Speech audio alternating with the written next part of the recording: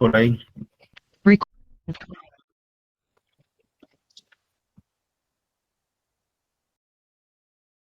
Buenas tardes, licenciado.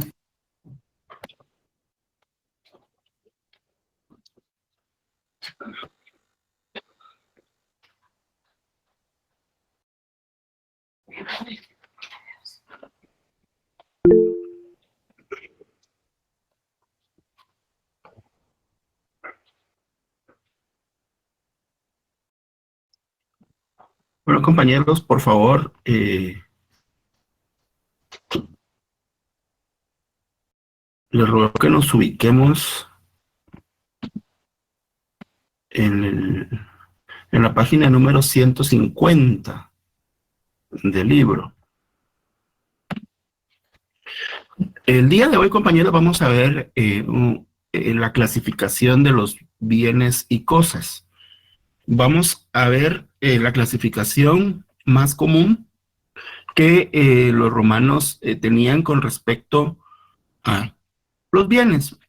Vemos que una de las características principales, compañeros, de los romanos fue que le dieron al derecho la calidad de ciencia, la calidad de una ciencia independiente, y que dentro de ese, página 150, por favor, dentro de ese contexto, conlleva no solo la creación y la abstracción en conceptos jurídicos fundamentales de las relaciones jurídico-sociales, denominadas instituciones jurídicas desarrolladas por medio de normas sustantivas y normas adjetivas, que también se dieron a la tarea de crear una clasificación, una forma de operativizar y entender de una mejor forma el derecho. Para empezar explicando este punto, compañeros, tenemos que entender aspectos básicos con respecto a la propiedad de los bienes. Hemos visto, compañeros, que la propiedad es el derecho más amplio de las personas con respecto a sus bienes, y que esta amplitud conlleva todos los elementos inherentes a las facultades propias de quien posee: el uso, el disfrute, la disposición, la posesión. Vimos cómo se daba la posesión civil o dominical, esa posesión natural que nace del dominio de las personas respecto de los bienes, y vemos la posesión pretoria, que es una posesión pues más limitada y que debe ser defendida por medio de interdictos.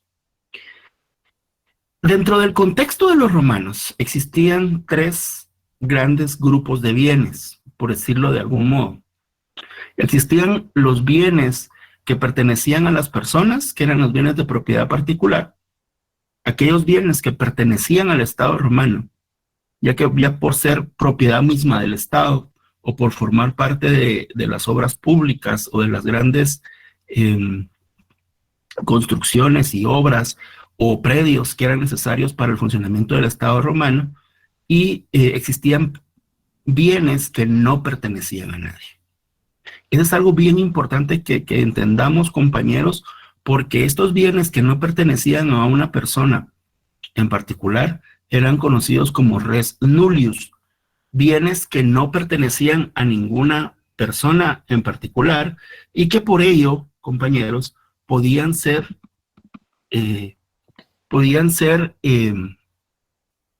adquiridas mediante ciertos requisitos y mediante ciertas instituciones propias del derecho romano, que vamos a ver a continuación. Bueno, dicho esto, compañeros, estos bienes denominados res nullius también eran llamados res sine dominio. Quiere decir que no tenían, eran del Estado, no del Estado romano, sino que eran bienes que no pertenecían a nadie en particular, ni al Estado ni a los particulares.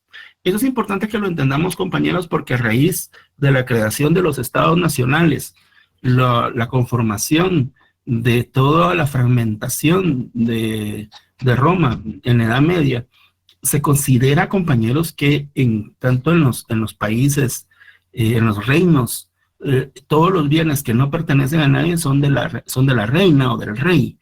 Entonces, ese es el principio básico en base al cual el derecho ya moderno no conlleva este principio de res nullius, no existe realmente.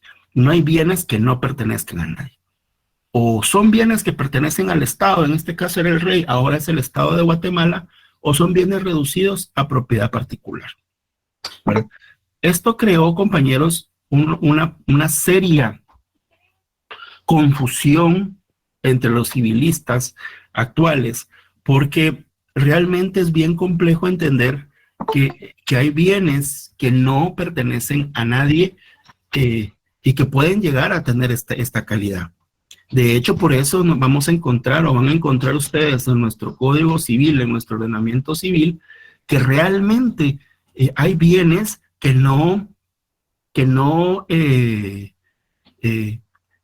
pareciera que están bajo una figura en la cual no pertenecen a nadie.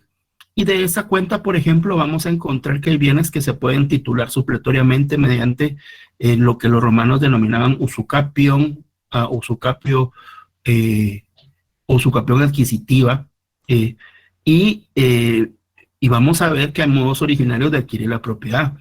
A pesar de que en Guatemala eso pues sería una quimera, ¿verdad? No es una grave contradicción que los civilistas después del Código Civil de Napoleón pues no lograron resolver.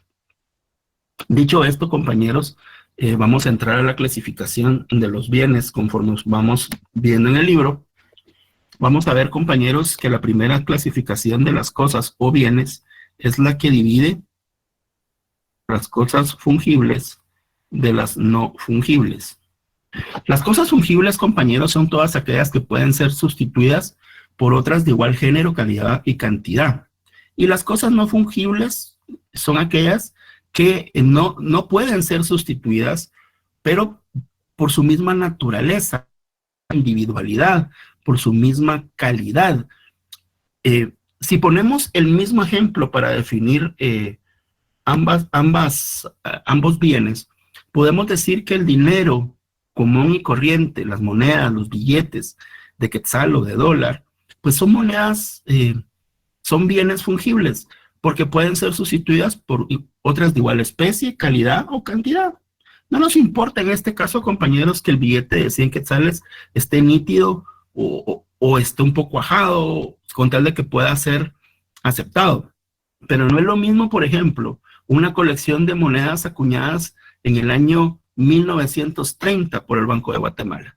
Este tipo de monedas no son fungibles, no son sustituibles por su misma calidad, por su misma cualidad. Encontramos dentro de estos bienes, por ejemplo, compañeros, las obras de arte. Son bienes que no pueden ser sustituidos.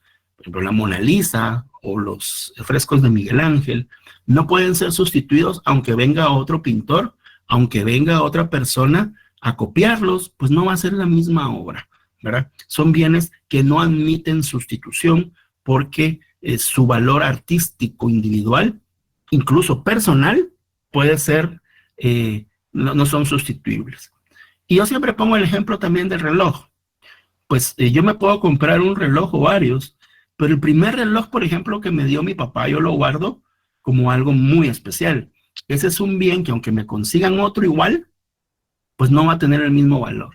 El valor puede ser artístico o intrínseco para cada una de las personas que tienen los bienes. Esta tal vez es la clasificación más común, que incluso la vamos a encontrar en nuestro Código Civil, compañeros. ¿Alguna duda con respecto a los bienes fungibles y no fungibles? ¿No? Yo tengo una consulta. Ahí también podría entrar los intercambios, ¿no? ¿Cómo así? Digamos que si viene usted y le dan una moneda y le dan, digamos, usted quisiera un billete, digamos, ahí podría entrar como las cosas fungibles. Sí, no. Realmente si usted le da una moneda, que le den otra moneda igual, ¿va? Esa sería la esencia de la clasificación. Un billete de 20 por otro billete de 20, porque recuérdense que son de igual cantidad, calidad o especie, pero en esencia la idea es esa. Por ejemplo, un televisor, no sé cuál es el que está más de moda ahorita, un LG, un Samsung, se le rompe, se le cae, o un patojo le tira una pelota de béisbol y le quiebra la pantalla, usted va a otro y compra otro igual. Eso es un bien fungible, ¿verdad? Puede sustituirlo. Ok, perfecto. Y si fuera así como Va, ¿qué le dijera a Ale? Que tengo un carro, pero quiero que me lo den por dinero, digámoslo, suponiéndolo así. También esa era la duda que tengo, si entra como fungible No. también. Entonces No, la ¿verdad? respuesta es no, no hay cambios. Ok. Usted podría cambiar un vehículo por otro vehículo, Ok, perfecto, ahí estamos, claro. Gracias, Lick. que sea la misma calidad. Sí, Eric. Licenciado, y así como la moneda que sacaron por el, con el billete de a 20, el que sacaron recientemente, sacaron una moneda que costaba 3.000 quetzales, no, mucho, 500 creo que costaba, alguna cuestión así, pero solo sacaron algunas, entonces, ¿esa moneda entraría como el bien fungible? ¿O en qué categoría entra? Depende qué valor le dé el que lo tenga. Por ejemplo, si usted, Eric, compra el billete por 3.000 quetzales y para usted es muy especial y le dan otro, pues no va a tener ningún problema en sustituirlo, ¿verdad? Ah, Otro bueno, sí, igual. que el billete Otro, sí sacaron varios, el de la moneda sí fueron pocas. si usted le cambian una moneda, no sé de cuánto era la moneda, 25 centavos, pero era de plata. va, puede sustituirla por otra igual. Pero si le da una de 30, no sé, 5 centavos, ahora pues no tendría sentido, ¿verdad? Eso es un bien no fungible. Tendría que ser otro por uno de misma calidad, ¿verdad? De la misma acuñación. ¿Quién Para va a los que entrar? son coleccionistas, ¿verdad, licenciado? ¿Mande? Para los que son coleccionistas, esas personas los pueden vender más adelante o por otro precio, ¿verdad? Pues sí, ¿verdad? Por ejemplo, el tema aquí es si usted lo quiere cambiar por otro. ¿Qué facilidad tiene usted ahorita? Por ejemplo, tiene la moneda en su casa y se meten a robar su casa y le roban la moneda. ¿Será que va a conseguir otra moneda igual? O sea, es la pregunta. ¿Para usted va a Es tener muy otra? raro.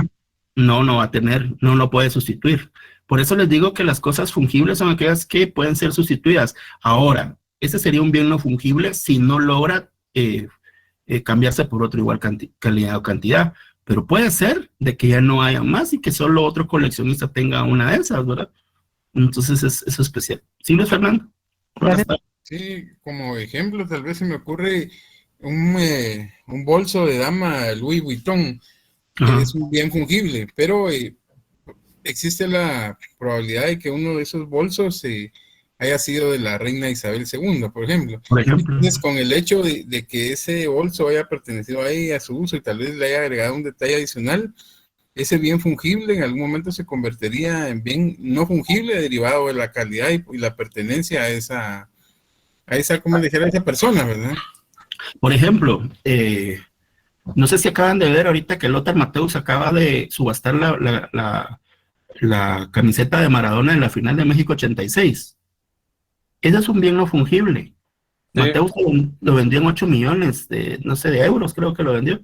Porque ese es un bien que no puede ser sustituido por otro. Jamás va a volver a jugarse otra final con Maradona con esa camiseta. Ese es un bien único. Pero ¿quién es David Davis? Lick, nosotros en la institución tenemos como bienes fungibles los sellos que utilizamos en la institución. Sí, sí. Se rompe un sello, se quiebra un sello o se malgasta un sello, manda a hacer otro a la fábrica. Y acabó. Bienes fungibles. ¿Verdad? Pero, por ejemplo, un vehículo. No es lo mismo el carro que usted tiene, un Toyota Corolla 2020, que lo puede comprar otro igualito, si usted quiere. Bueno, no igualito, el número de motor, pues, va a cambiar. Pero igualito, que el primer modelo del T30 Ford, pues, o sea, ese carro es insustituible. Ese carro, no sé, es imposible que pueda conseguir otro, ¿verdad? O sustituir ese carro por otro. Con ¿verdad? DeLorean de Viaje al Futuro, Lick. Ni imagínense. Y cabal que lo acabo de ver en Universal. Ahí lo Lick, tienen. también podríamos, Por cierto, y se mira bien feíto. Sí, Michael. Lick también se podría dar digamos, los seres humanos, ¿verdad? Las personas, porque obviamente ya no va a existir. Pero las personas no somos bienes. Ahora, No, no. si su novia le dice cositas, es otra cosa, pues. Pero... Sí, no, yo ponía ese ejemplo, pero obviamente no como bien, ¿verdad? Le iba a decir, porque ahí es otro tema, ¿verdad? Ese ejemplo ahí sí no. No, ahí sí. Pero, por ejemplo, un perrito, ¿verdad? A mí me da risa que acá en Estados Unidos, bueno, en Guatemala también, ¿verdad? No cambia mucho. En Estados Unidos, acá, los perros, pues, incluso los atienden más que a las personas. Se preocupan, hay supermercados para perros, ¿no? Entonces, ese perrito es único para un gringo. Puede ser que para otra persona tener perros, pues se muere uno, compra otro y no les tiene cariño. Pero depende de ese valor intrínseco que usted tenga. ¿Verdad? Pasa mucho cuando se mueren los perritos y los niños se quedan tristes, ¿verdad? Aunque no es de la misma calidad, pues se puede decir que es un bien fungible, porque el niño va a seguir queriendo al nuevo perrito y se va a olvidar del otro. Esa es la idea, ¿no? Pero hay personas ya grandes que lloran al perro toda la vida, es la verdad. Es el valor que le damos a las cosas, nosotros, o que pueden tener ante el mundo. Las obras de arte, por ejemplo, los bienes únicos, lo que es irrepetible, de alguna forma volverlo a hacer igual, ¿verdad? Digámoslo así. Y continuando con la clasificación, compañeros, vamos a ver las cosas consumibles y no consumibles. Las cosas consumibles son aquellas que desaparecen con su primer uso, compañeros. Por ejemplo, los alimentos. Y las cosas no consumibles son aquellas que admiten un uso constante, periódico y repetido. El ejemplo clásico de las cosas consumibles, compañeros, son los alimentos, obviamente.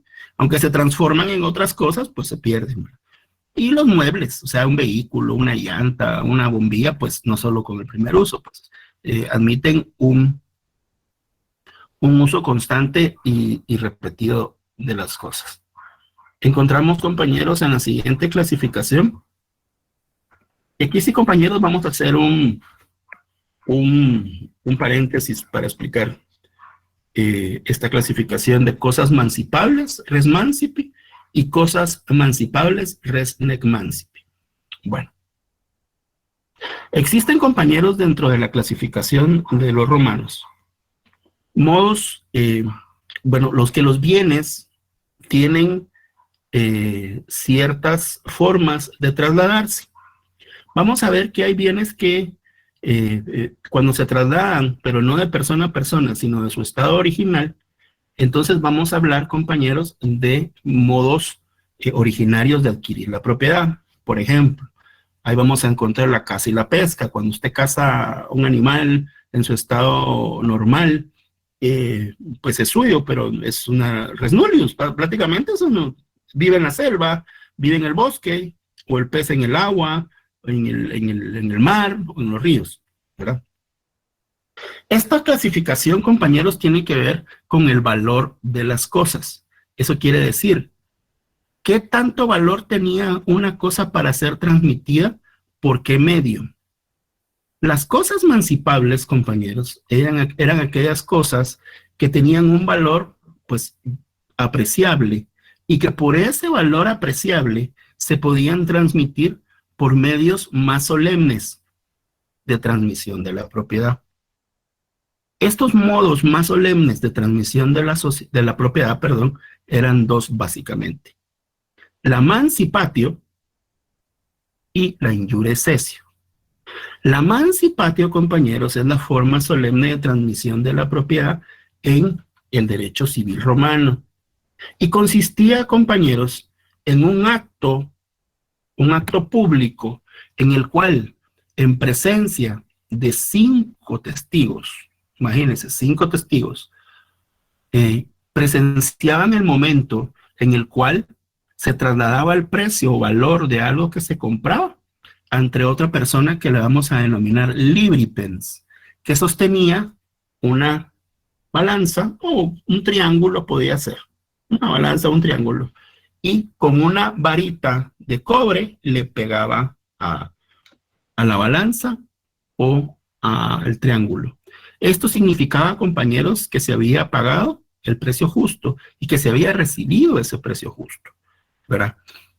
Entonces, realizar este acto de traslado de la propiedad conllevaba que este traslado de la propiedad fuera público, y ese público estaba representado por los testigos. Si eran cosas muebles, por ejemplo, bienes tales como un hato de ganado que se vendiera o un cultivo fuerte, pues se decía que se tenía que tener a la vista, tenerlo a la vista a ambas partes. Pero habían casos de los bienes inmuebles que se trasladaba por medio de un formalismo, es decir, algo que simbolizara ese traslado y esa compraventa. En esencia, era un símbolo, por ejemplo, si se compraba una casa y no podían ir a la casa porque quedaba lejos, o una finca, podía ser la llave de la finca y el candado con el cual se cubría la finca. Eran símbolos que determinaban esta forma solemne de transmitir la propiedad. Y entonces, compañeros, eran bienes mancipables, porque eran bienes de un valor considerable que tenían que ser trasladados por medio de la mancipatio. Pero habían ocasiones en que se evitaban. Sí, Luis Fernando. Ahí dentro de los bienes emancipables están los esclavos. He escuchado el concepto de emancipación de los esclavos, es decir, liberarse de ese concepto. Viene muy de la mano con esto. Viene muy de la mano con esto. De hecho, la forma en que se trasladaba los bienes de un lugar, de un propietario a otro, tiene mucho que ver con los esclavos, sobre todo en el caso de los bienes muebles. Es decir, que usted compraba un esclavo, lo tenía que tener a la vista, como el ganado. O sea, no sé si han visto una escena, para los que han visto El Gladiador, que compran al gladiador en un mercado de esclavos, que hasta le revisaban la dentadura, puro ganado, cómo estaba, si estaba fuerte. Así era el mercado de esclavos, y era un claro caso en que se daba la emancipación. Ahí sí. Si se compraban bastantes esclavos, ahora si era solo uno, pues se pagaba el precio, y ahí queda, ¿verdad? Porque el valor de un cúmulo de esclavos obviamente es mayor que el de solo uno. Hay que ver la cantidad.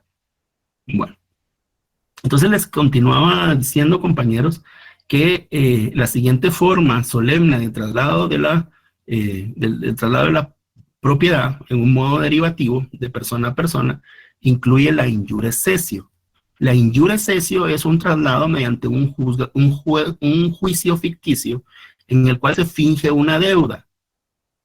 Se finge ante el magistrado, es un juicio seguido ante el pretor, en el cual las partes llegan, mire, él me debe y me va a entregar esto a cambio, y yo se lo cedo, y él me lo cede en pago de la deuda. Por eso se llama injure cessio, cesión en juicio, y ahí quedaba formalizada la compraventa sin necesidad de ir ante los testigos, etcétera, etcétera, porque eso conllevaba gastos, ¿no? Extras que a veces no estaban dispuestos a cumplir. Estas dos clases de traslados, compañeros, por decirlo de algún modo, conlleva que los bienes tuvieran cierto valor. Pero para el traslado de las cosas de ínfimo valor, se utilizaba algo más común que se denominaba la traditio. Era simplemente la compra y venta de las cosas, entrega del precio y entrega de la cosa. Punto. No había más. Y es lo que se hace en los mercados, ¿verdad? Se va a comprar una gallina, pues no van a ir con 5 testigos, ¿verdad? Pagan el precio y les dan la gallina. Y se acabó. Eso es lo que se llama traditio o tradición, la forma más común de traslado de las propiedades. Y entonces, compañeros, aquellos bienes que tenían un valor determinado y que se trasladaban mediante la injure cessio y mediante la mancipatio, van a ser cosas mancipables, res mancipi, y aquellos que tienen un valor ínfimo, pues son cosas no mancipables, res nec mancipi. ¿Quedó claro, compañeros? ¿Alguno de ustedes se ha dado cuenta que cuando se trasladan los bienes, así se hace en forma pública? ¿Alguno se ha dado cuenta de eso? Se realizan escrituras públicas. ¿No se han dado cuenta? Y se inscriben en el registro general de la propiedad. Res nec mancipi. Eso se hace, compañeros, para darle la calidad de publicidad en el traslado, de publicidad el traslado de los bienes, para que todos sepan quién es el legítimo propietario y que eso va de la mano con quién es el legítimo poseedor o posesionario. Bueno, siguiente clasificación. ¿Sí, Eric?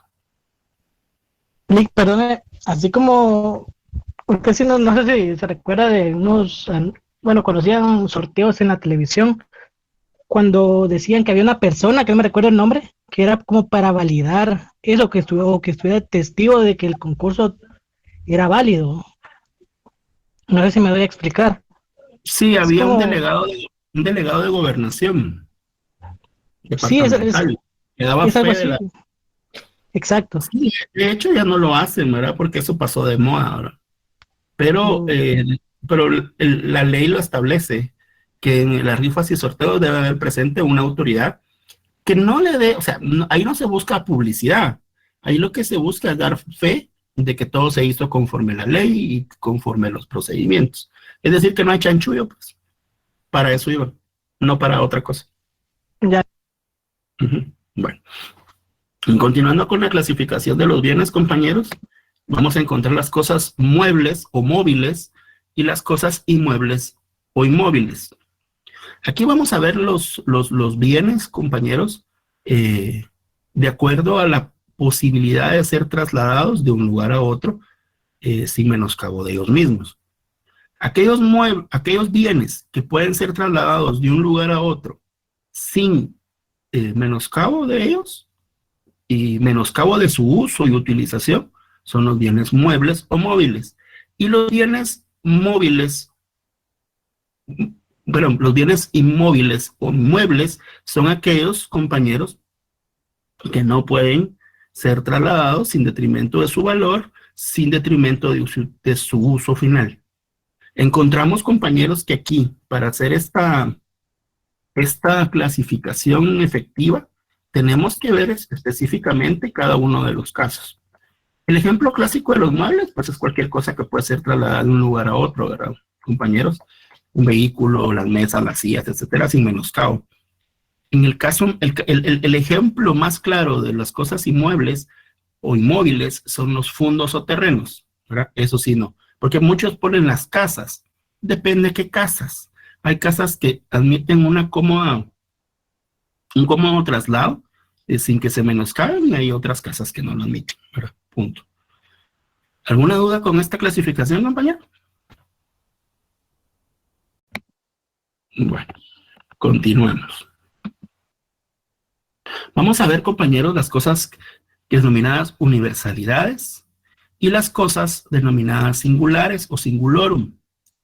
Las universalidades, compañeros, son aquellas que, sin perder su identidad propia, pueden contener o componer conjuntos. Estos pueden ser homogéneos, ¿verdad? O heterogéneos. Son homogéneos cuando están compuestos por la misma calidad de bienes que lo componen. Por ejemplo, un rebaño de ovejas, un hato de vacas, una colección de billetes, etcétera. Y pueden ser heterogéneos, por ejemplo, cuando están compuestos por bienes de diferente calidad. Por ejemplo, una ciudad es el ejemplo claro de una universalidad que está compuesta por bienes de distinta calidad, y eso sería una universalidad heterogénea. Las cosas singulares, compañeros, son aquellas que los particulares pueden hacer entrar en su patrimonio, ¿verdad? Y que no componen conjuntos, pero que sí en algún momento pueden ser instrumentales o accesorias de otras, son llamadas accesorias o instrumento. Por ejemplo, la cerradura que forma parte de una puerta. ¿Qué sentido tiene una cerradura sin la puerta? No tiene ningún sentido. La cerradura va a ser en este caso un instrumentum o una cosa accesoria de la puerta, ¿verdad?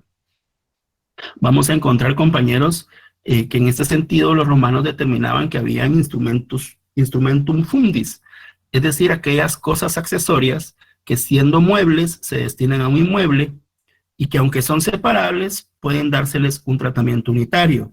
Por ejemplo, se considera que el ganado de las fincas forma parte de las fincas mismas, ¿verdad?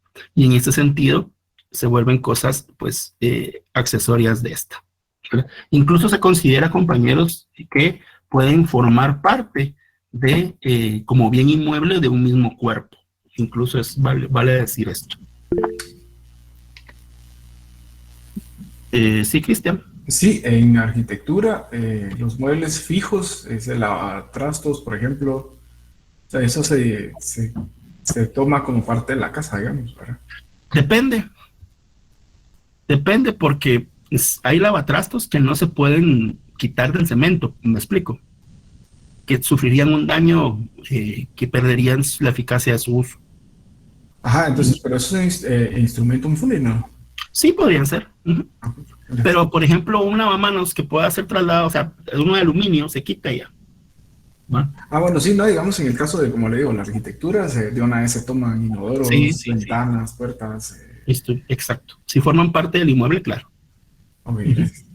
Bueno, la siguiente clasificación de las cosas y bienes, compañeros, vamos a trabajarla con respecto a la capacidad de división que tienen. Existen las cosas divisibles y cosas indivisibles. Divisibles son aquellas cosas que pueden fraccionarse en otras tantas de igual naturaleza. Por ejemplo, los fundos. Es el ejemplo claro, los terrenos. Y las cosas indivisibles son aquellas que no admiten una cómoda división, sin que sufran menoscabo de su naturaleza o de su fin. Vamos.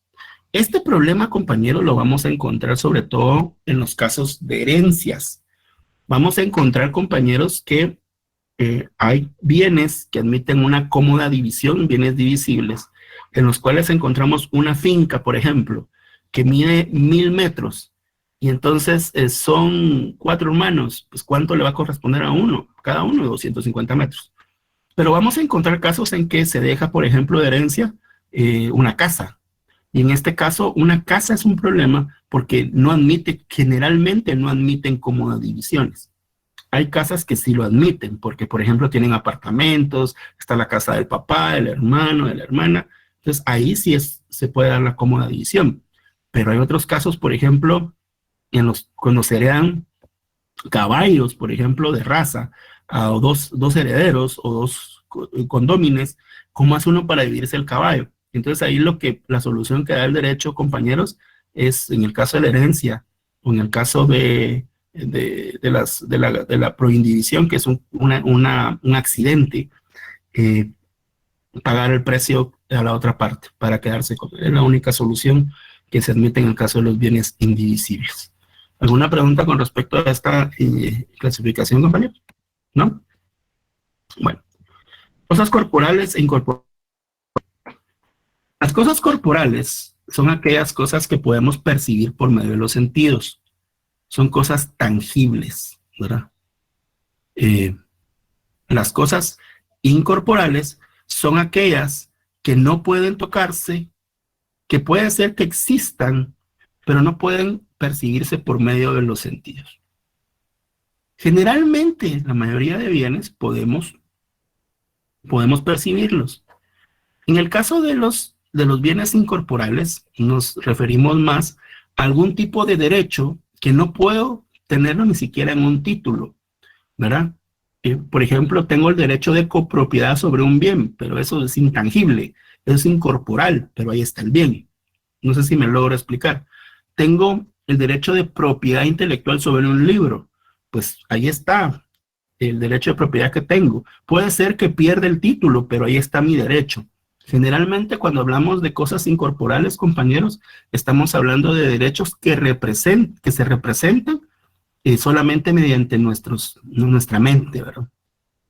Es básicamente, ¿verdad? Las acciones que se tienen en una sociedad, los derechos que se tienen en una empresa, son cosas básicamente que son incorporales, porque aunque yo tenga las acciones no representan verdaderamente lo que es la cosa en sí corporalmente. Vamos a encontrar, compañeros, en la siguiente clasificación, las cosas dentro del comercio y las cosas que están fuera del comercio. Las cosas dentro del comercio vamos a denominarlas res in commercium, y las cosas fuera del comercio las vamos a denominar res extra comercio.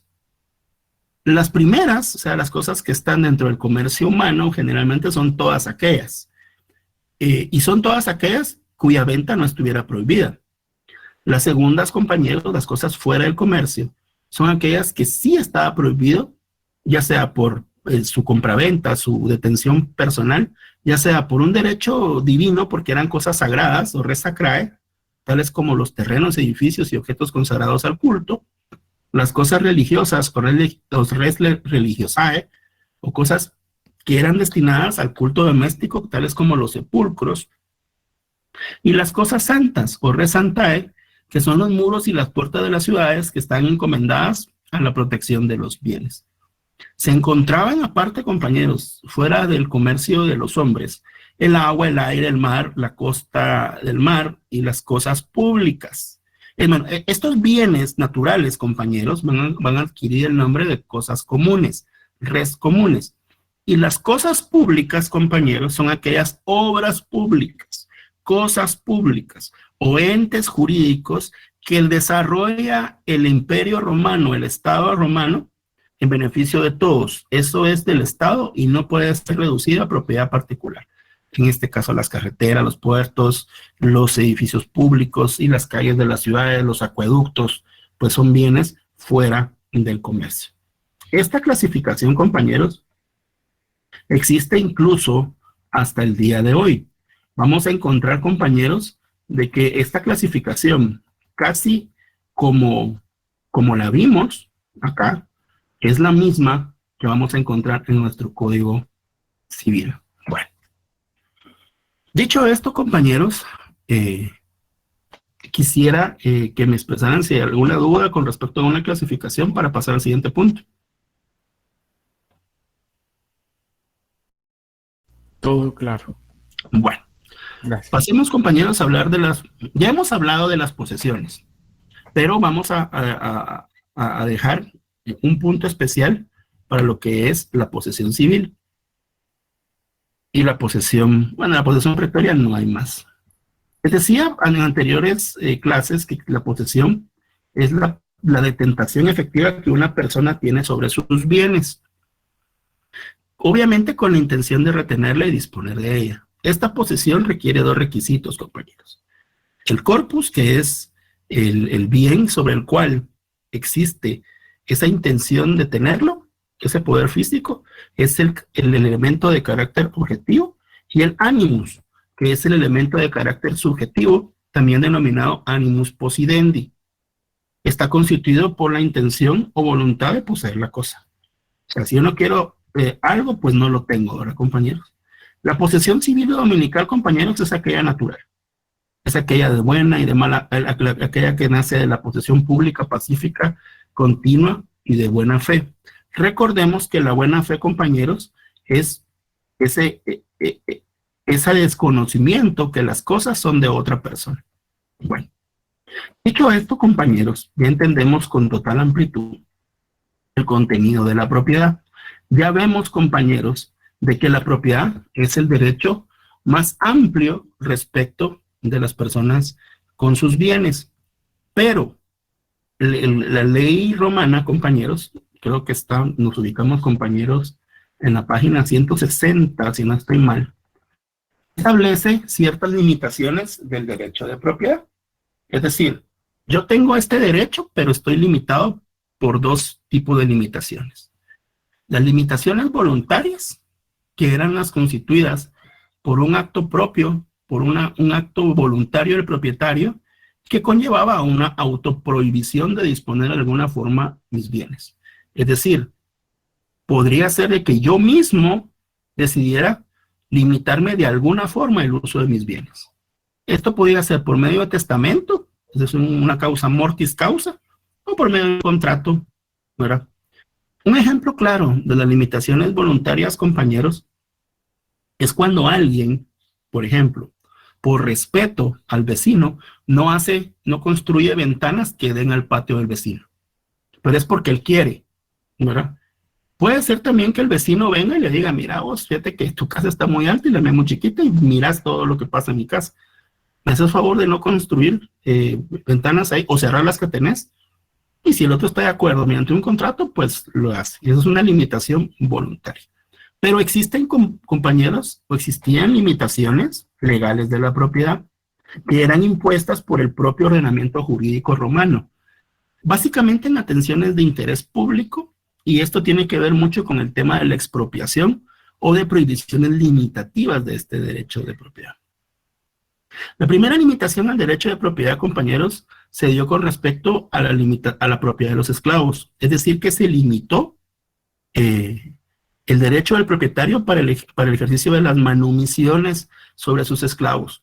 Y esto se dio, compañeros, porque empezaron a manumitir, como bien decía el compañero, en demasía a los esclavos y empezó a darse, compañeros,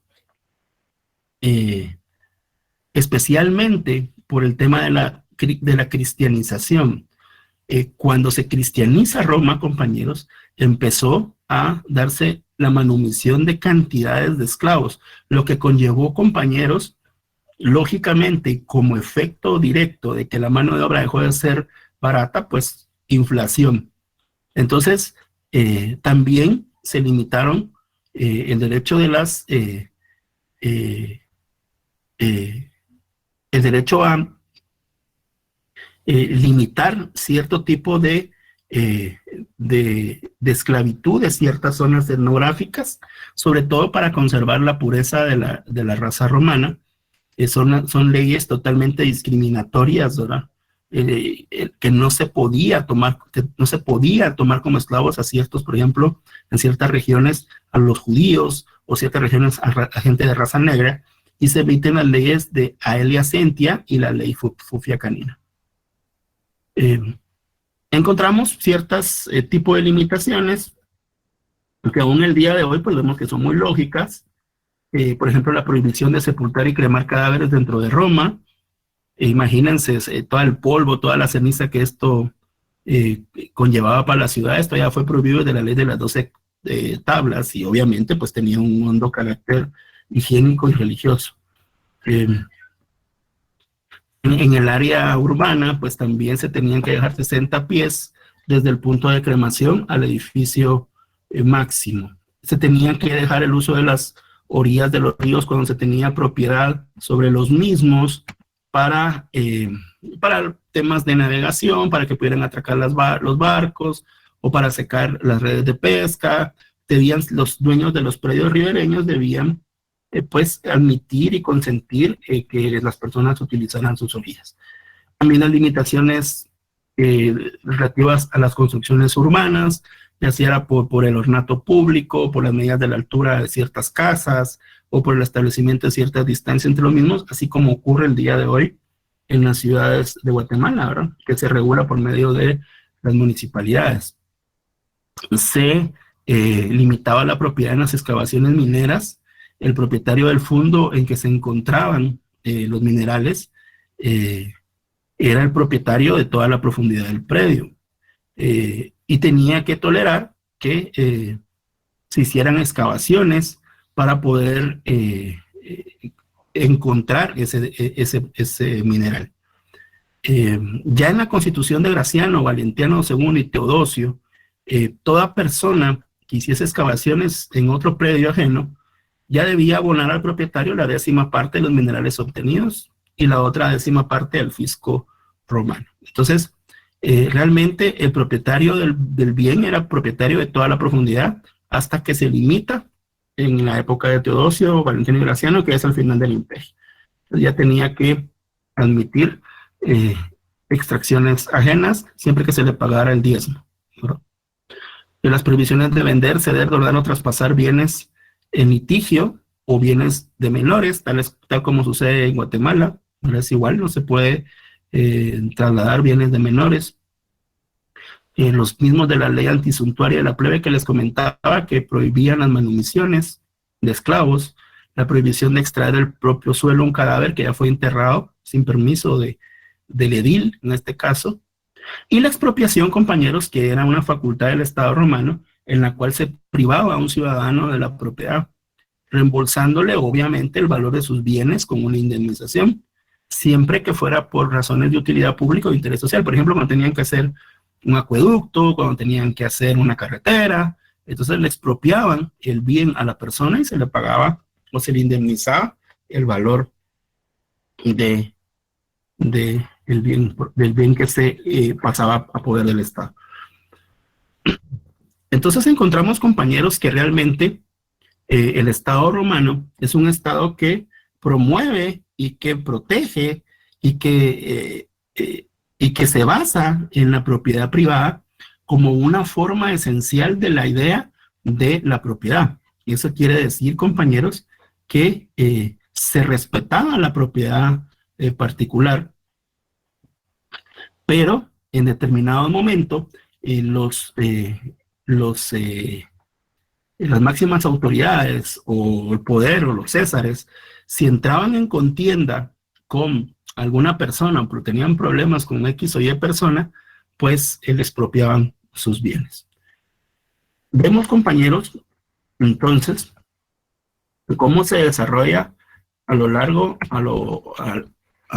alrededor de la propiedad privada, todo el sistema, un sistema capitalista, vale decir, un sistema esclavista, en el cual, compañeros, vamos a encontrar un hondo sentido de protección a la propiedad privada, siempre y cuando fuera protegido usted del Estado romano, siempre y cuando no fuera un enemigo del Estado romano, como sucede en la actualidad.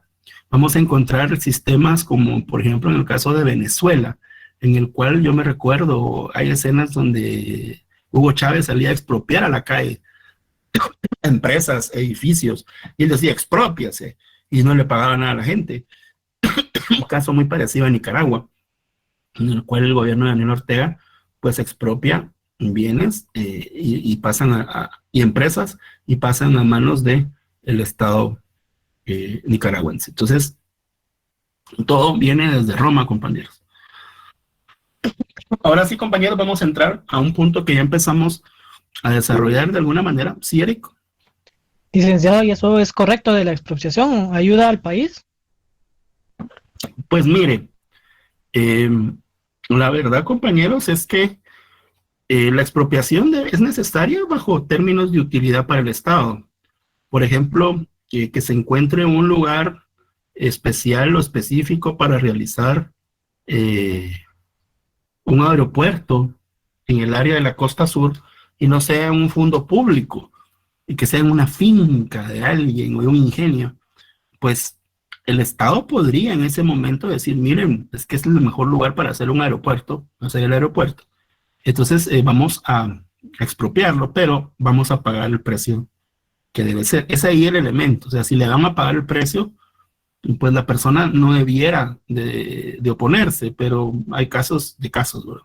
Depende de cada caso. Licenciado, ¿y si se opone la persona?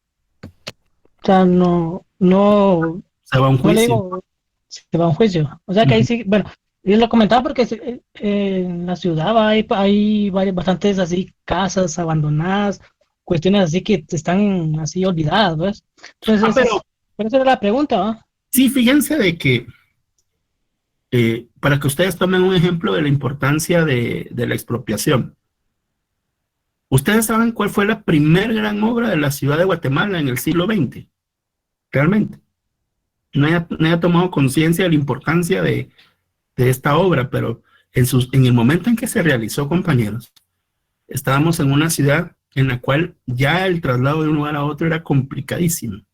Y entonces Manuel Coloma Argueta realiza el periférico, ¿verdad? Que desfogaba todo el tráfico del centro y el cual ustedes pueden ver la calidad de puentes que se echó, o sea, el puente del Incienso, que es el primero que realiza. Después, no sé si hay otro, pero es el más grande. Yo hubiera querido Arzúa hacer algo parecido, pues. Y ojo, que no tenía el aporte constitucional. Entonces, ustedes nunca se han preguntado por qué el periférico termina entrando a la universidad. ¿Nadie se ha preguntado eso? Porque la idea era darle la vuelta a toda la ciudad, de la zona 12, entrar a la zona 8, me imagino, y dejarlo por ahí. Pero la idea era darle el círculo, hacer un verdadero anillo. Y el problema fue de que el Estado no lo apoyó en la expropiación de ciertas casas que estaban al final del periférico y que no accedieron a dar sus terrenos, ¿verdad? Entonces, esa es la razón. Pero yo creo que para temas de beneficio público, pues hubiera sido utilísimo tener el final del periférico ahí, ¿verdad? El verdadero anillo metropolitano, que era el sueño de él. Ahora habría que hacer uno más grande, imagínense. Uno que se viene hablando desde hace muchos años, que empieza desde Chinauta, si no estoy mal, y que cruza hasta el área de Minerva, por ahí. Hay un lugar más arriba, Ciudad Nueva, no sé si es ahí, no, estuvieran ensonados. Pero el problema de Guatemala es que está llena de barrancos, estamos rodeados de barrancos, entonces hacer los puentes. Y la idea es que el tráfico pesado pues no ingrese a la ciudad de Guatemala, ¿verdad? Entonces eso ya sería hacer un anillo completo, que los que entren por la ruta del Atlántico salgan a la ruta del Pacífico directamente y viceversa. Eso sería pues genial, ¿verdad? ¿Verdad? Sí, el libramiento de Chimaltenango. Ahí hay mucho tema, mucha tela que cortar, porque ese caso sí lo conocí yo bastante a profundidad en Guatemala.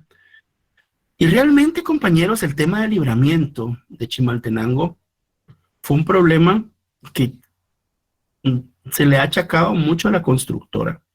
Pero yo he sabido y me han contado y he visto fotos de personas que se opusieron al libramiento, de gente de Chimaltenango, y que tapó los mismos, incluso gente echándole cemento a los desfogues del libramiento, de los que están en la pared, en el muro de contención. Entonces, obviamente eso sí iba a caer en determinado momento. Y también los que supervisaban la obra que no tuvieron el tino. ¿Por qué se oponen? Porque consideraban de que al dejar de pasar por Chimaltenango iban a perder clientes, ¿verdad? O personas que pudieran interesarse en pasar en algún momento a Chimaltenango. Eso fue. Pero es una obra que, mire, de nadie habla del famoso libramiento de Cuilapa. Alguien que ha ido por carretera a El Salvador, ¿lo ha pasado? Sí, quedó excelente. Ahí nadie se quejó. ¿Por qué? Porque, en primer lugar, pues todos estábamos cansados, compañeros, los que teníamos que ir en algún momento a Jutiapa o a El Salvador. Pasar por Barberena era perder una hora, ¿verdad? Y al final de cuentas, imagínense que recién hecho el libramiento ahí, ya había en McDonald's, lo acaban de poner, ¿verdad? Entonces, pues nadie se quejó, ¿no? Entonces, son obras que de plano le pagaron a algún finquero ahí para que hiciera pasar o algún propietario de ese terreno, ¿verdad? Yo creo que no llegó a expropiación, yo creo que más fue un acuerdo, para ser honesto.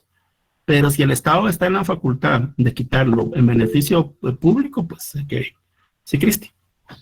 Sí, no, pues con la expropiación, yo creo que hay una expropiación sana, ¿verdad? Y una expropiación insana, ¿verdad? Porque en Nicaragua las casas están sin techo, sin ventanas, sin puertas, y es una tras otra, y ya están negras de humedad, ¿verdad?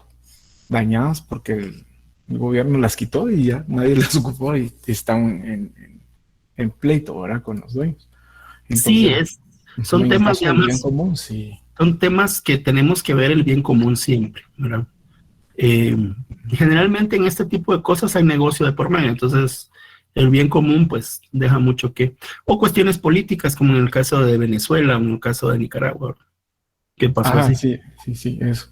Pero Yo, por la ejemplo, expropiación sí es bueno porque es para el bien o sea, pues negociado y como dice acá, ¿verdad? Pagando el valor del bien, ¿verdad? miren, pues les voy a contar. ¿Ustedes han oído alguna vez las conferencias de prensa que da Manuel López Obrador en México? Nadie se ha tomado la molestia de ver las famosas mañaneras. Nadie. No. No les. Yo los invito a que lo hagan, porque Somos puros chapines. no, pero es que lo que tienen que ver, miren los detalles. Primero tienen un presidente que todos los días sale en conferencia pública a dar respuesta a las dudas de los periodistas o de las personas. Dicen que ha sido el mejor presidente de la historia de México. Pues realmente para mí no, pero puede ser que llegue por ahí.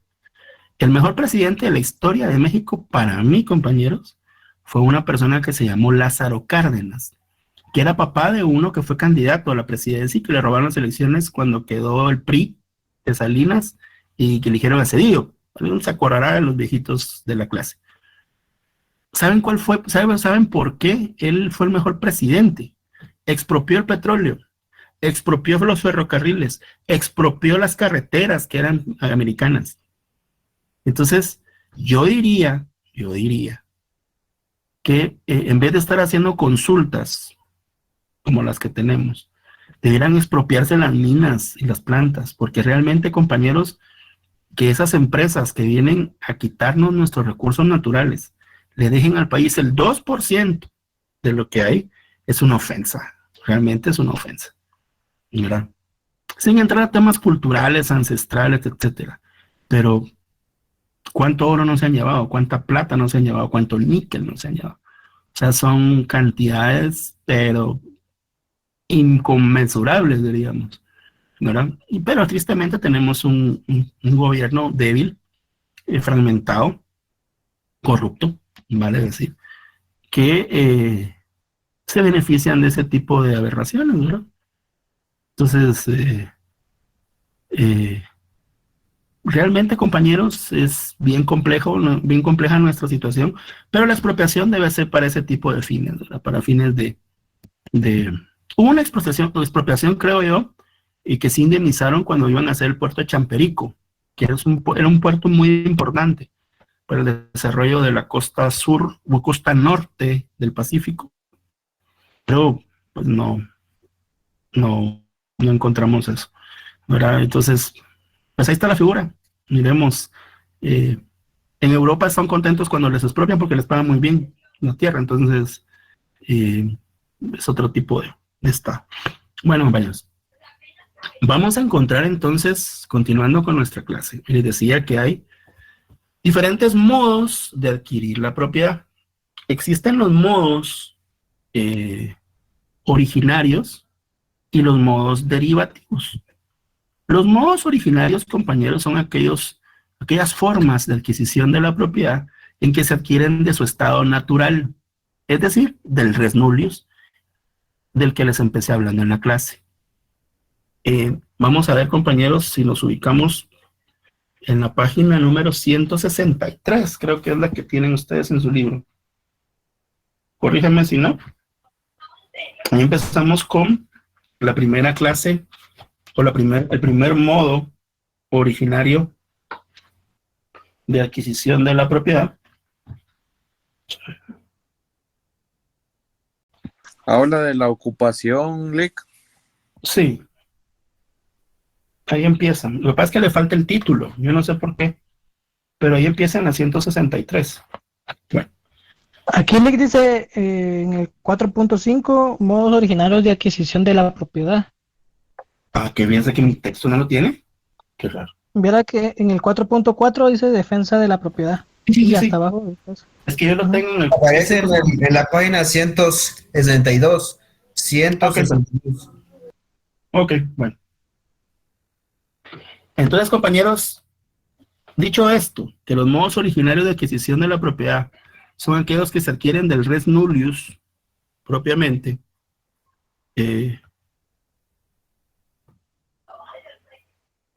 vamos a ver qué tipos de modos originarios existen.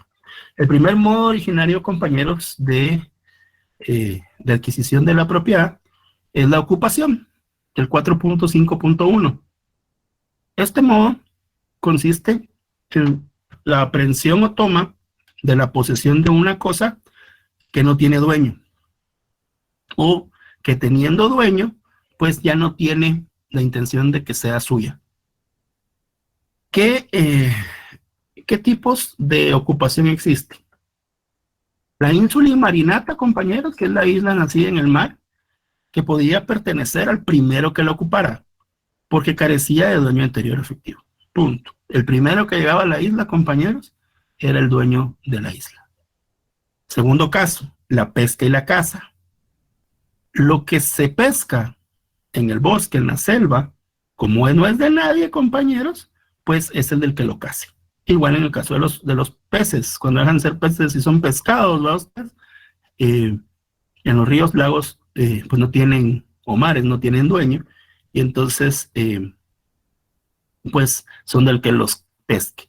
Había un caso muy especial, compañeros, en Roma, y se dio con el gran mercado de animales que se dio en Roma y ciudades principales. Muchos consideran que tal vez la obra más grande de los romanos, cuando se dice Roma, lo primero que se nos viene a la mente, compañeros, es el Coliseo romano, ¿verdad? El Coliseo romano fue construido hacia el siglo II año 150 de nuestra era, todavía parte del Principado. Lo empezó Tito, pero ya no lo terminó. Y entonces, la idea de hacer el circo romano, compañeros, era que el pueblo pudiera divertirse y un poco de distensión política para que dejaran de pensar en los temas políticos, era darle pan y circo al pueblo. Una de las grandes atracciones del circo romano era la lucha de gladiadores con bestias. Entonces, el tráfico de leones, tigres, elefantes, osos, ¿verdad? Fue inmenso, hizo ricos a muchas personas, muchos mercaderes. Pero sucedía que muchas veces se les escapaban. Entonces, cuando eso sucedía, ellos públicamente decían que perdían el animus revertendi. Eso quiere decir que el primero que lo cazara era de él y no tenía que regresarse. En primer lugar, por temas de seguridad, y en segundo lugar, porque era lo más justo, el que lo cazara y pues arriesgara su vida y pues podía incluso volverlo a cazar y volvérselo a vender, ¿verdad? Pero sucedió mucho en este caso, pero cuando el dueño perdía el animus revertendi, entonces ya quien lo cazara otra vez, pues era dueño de él. O sea, automáticamente, al decir que ya no lo quería, pues entraba el res nullius y pues podía ser cazado libremente por cualquier otra persona. Vamos a encontrar, compañeros, la res derelictae, que son aquellas cosas que son libremente abandonadas por sus dueños. Derelictae significa abandonado, ya no lo quiero, ¿verdad? Sí se necesita en este caso, compañeros, que se establezca que el antiguo propietario ya no tiene el animus derelinquendi. Eso quiere decir que libremente dice, y por hechos externos también lo pueden determinar, que abandona las cosas que eran de su propiedad. En este caso, el que la ocupara, pues, adquiría la propiedad. Y encontramos la res ostium, que son los bienes que pertenecían a los pueblos enemigos con los que eran conquistados por Roma y que no tenían tratado de amistad con Roma, ¿verdad? En este caso, compañeros, cuando se daba el res ostium, a partir del emperador Adriano, todos los tesoros que se descubrieren en determinado momento en la tierra, ya eran por mitad del dueño del fondo y del descubridor, ¿verdad? Ahí sí, la única excepción es que si el descubridor descubría el tesoro en lugares sagrados o religiosos, pues se decía que los dioses se lo habían dado, pues y que básicamente eran de él en su totalidad, ¿verdad? La res ostium, compañeros, conllevó a que muchos romanos se lanzaran a la aventura de la guerra. Realmente ir a la guerra era casi volverse millonarios, precisamente por esto de decir que todo lo que fuera de los pueblos vencidos, ellos lo podían tomar. Había momentos en que el general decía a tomar lo que hubiere y tomaban las tierras, tomaban los tesoros, pero tomaban especialmente esclavos. Los esclavos eran un bien muy preciado porque el valor en Roma era altísimo. O sea, el mercado de esclavos llegó a tener precios altísimos de cierto tipo de mano de obra, ¿verdad? Porque recordemos que Roma, como lo he dicho anteriormente, pues era un estado esclavista. Vamos a ver como siguiente clasificación, compañeros, la accesión.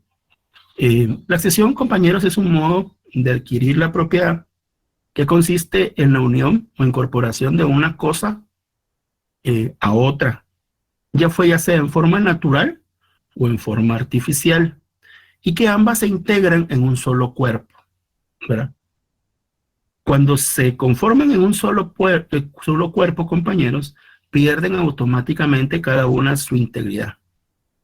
Por regla general, y aquí viene el problema a resolver, se considera que el dueño de la cosa principal adquiere lo que se incorpora a ella. Entonces, compañeros, para la siguiente clase vamos a dejar todo el tipo de accesiones, que es una clase especial que ustedes van a ver en su derecho civil. Sí, Luis Fernando. Las notas de la evaluación la tienen. ¿Perdón?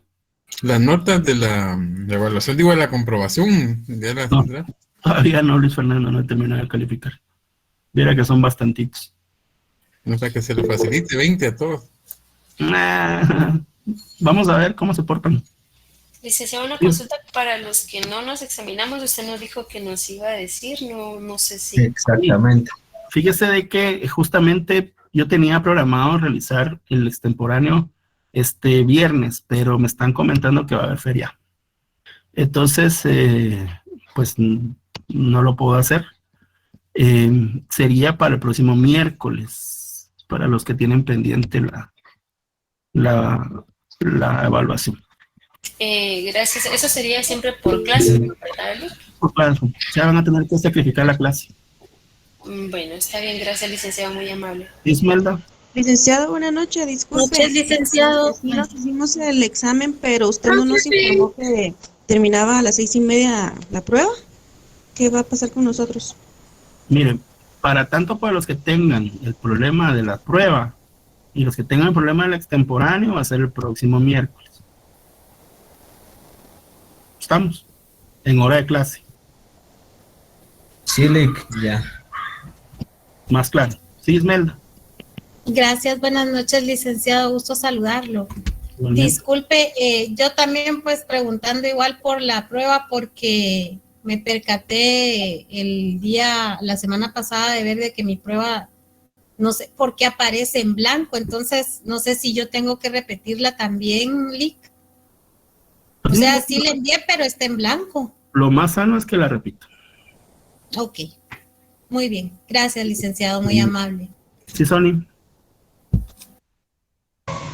Licenciado, buenas noches. Sí, conforme a la prueba de lectura que nos hicimos, entiendo que el próximo miércoles volvemos a realizar la prueba. ¿Así es? Repito, prueba, comprobación de lectura y extemporáneos el próximo miércoles.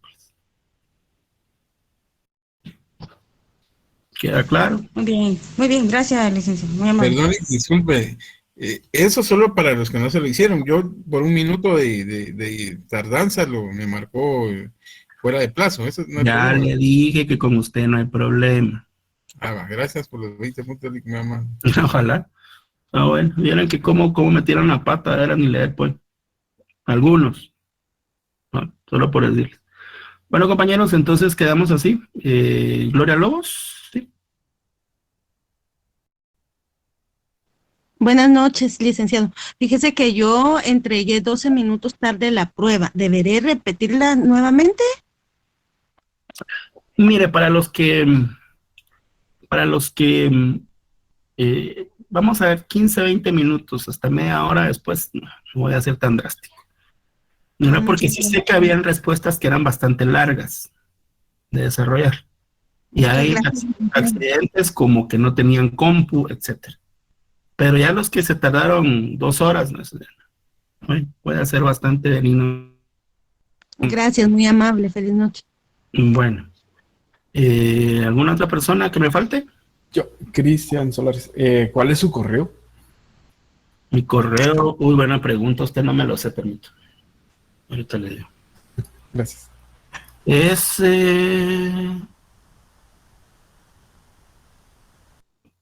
pues qué pecado que no me sé mi correo usted. Ahorita le digo.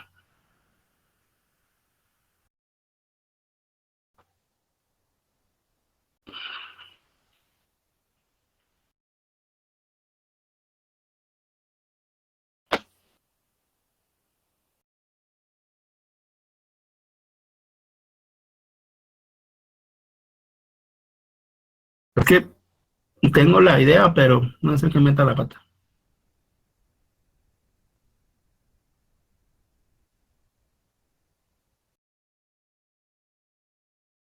Es marcoalbeno@profesor.usac.edu.gt.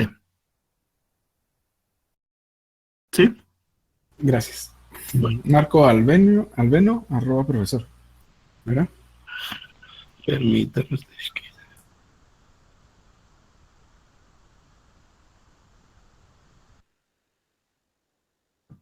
marcoalbeno@profesor.usac.edu.gt. Gracias. Bueno, pues compañeros, entonces dejamos aquí la clase. Nos miramos el próximo